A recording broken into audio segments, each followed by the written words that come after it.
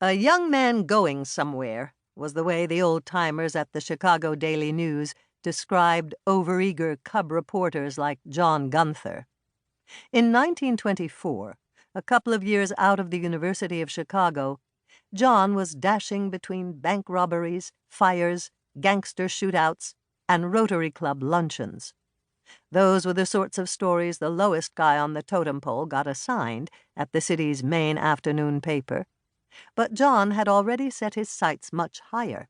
He wanted a job at the Daily News's bureau in London.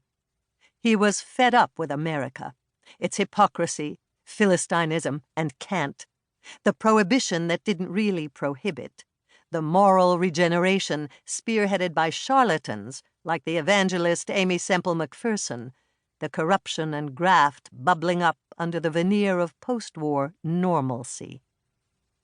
But the post-war disillusionment that had settled over much of American youth was only part of what was ailing John.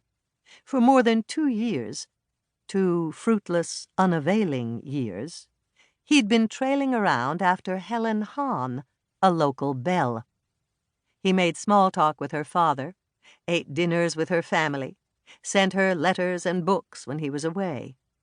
John was constant, but Helen, a blonde stunner, was fickle.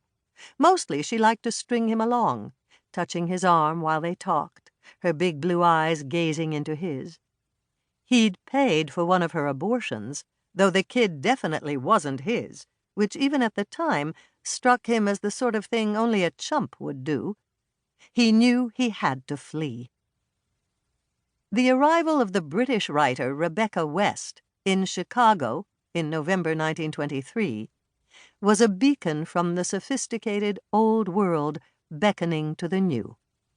West was Britain's most notorious modern woman, a novelist, journalist, and feminist who had just wrenched herself free from an affair with the writer H.G. Wells, immensely famous, 26 years her senior, and married. When John and Rebecca met one evening at the University of Chicago, she was a well-seasoned 30. He, a decidedly tender 22. She was on her first American lecture tour, addressing audiences on such racy subjects as polygamy. There wasn't a man living who could gratify 4 or 5 women, Rebecca had insisted. There are many men who cannot make even one woman happy. For years, Rebecca had been eager to see America, but when she arrived in New York, she wasn't all that impressed. "This whole place strikes me as a greedy children's party," she wrote her sister, appalled by the relentless getting and spending. Chicago was different. In its swagger and newness, it wasn't like any place she had ever seen. From her room at the Drake Hotel, she marveled at the never-ending lake, its gray-green wintry water tugged by millions of waves. The skyscrapers looked like enormous gasoline cans, stolid but lacking in grace. A wholly new shopping street, Michigan Avenue, had been whipped up as swiftly as a Hollywood set.